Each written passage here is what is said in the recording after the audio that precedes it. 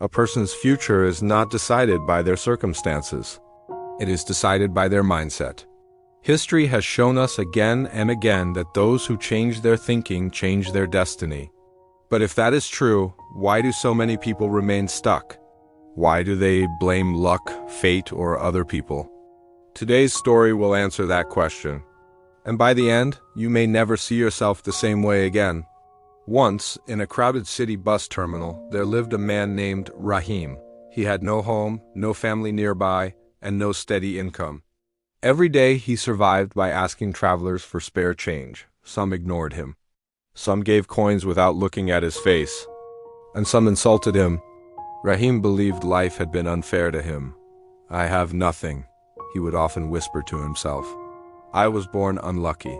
One afternoon, a woman in her mid-40s, dressed simply but confidently, sat near him waiting for her bus. Rahim approached her and stretched out his hand. "Madam, please help me with some money." Instead of giving him coins, she looked directly into his eyes and asked, "What skills do you have?" Rahim was confused. "Skills? I have none. I am just a beggar," she smiled gently. "No one is just anything. Tell me, what can you do?" Rahim thought for a moment. "When I was young, I worked in my uncle's tea stall." "I can make good tea." The woman leaned forward. "Then why are you asking for money instead of selling tea?" Rahim laughed bitterly. "I don't have money to start," she replied. "If I give you money today, you will spend it and come back tomorrow. But if you give people something of value, they will pay you again and again." Her bus arrived. Before leaving, she placed a small note in his hand. "This is not charity," she said. "It is an investment. Tomorrow, I want to buy a cup of tea from you right here." That night, Rahim could not sleep. Her words echoed in his mind.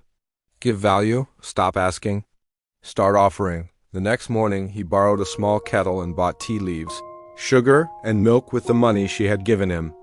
He prepared tea on a small portable stove near the bus terminal. At first, people ignored him. They were used to seeing him beg, not work.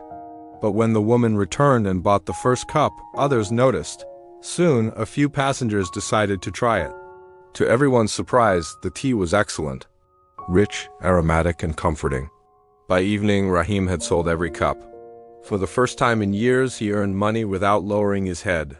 Days turned into weeks.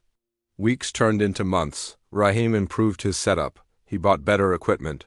He added biscuits and snacks. He stopped sitting on the ground and built a small stall. One day, nearly a year later, a well-dressed man stepped out of a car near the bus terminal. He looked at the tea stall and smiled.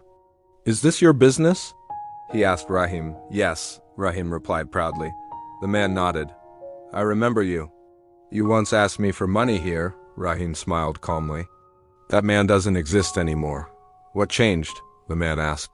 Rahim poured him a cup of tea and said, "I stopped seeing myself as someone who needed help, and I started seeing myself as someone who could help others." The man tasted the tea and laughed softly. "This is the best tea I've had in months," Rahim replied. "When I believed I had nothing, I received almost nothing.